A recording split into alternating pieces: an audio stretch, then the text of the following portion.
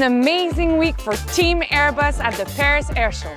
We met with customers, exchanged with partners, aviation enthusiasts, and had a static display to showcase our world-class products from every division, and what a performance of the air.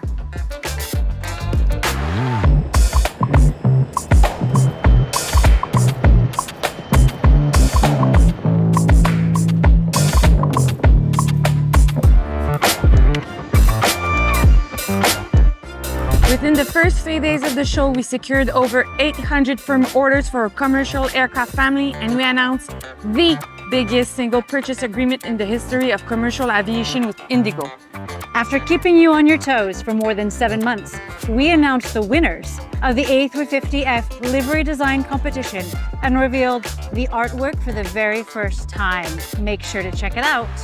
With VR, hydrogen and holograms using new tech has been one of our highlights this week, and we're excited to share these experiences with you this weekend because yes, Airbus will be there until the last day of the show. Whether it's at the Paris Air Lab, our tunnel, an experience that will immerse you into our world, or our HR truck, we'll be waiting for you.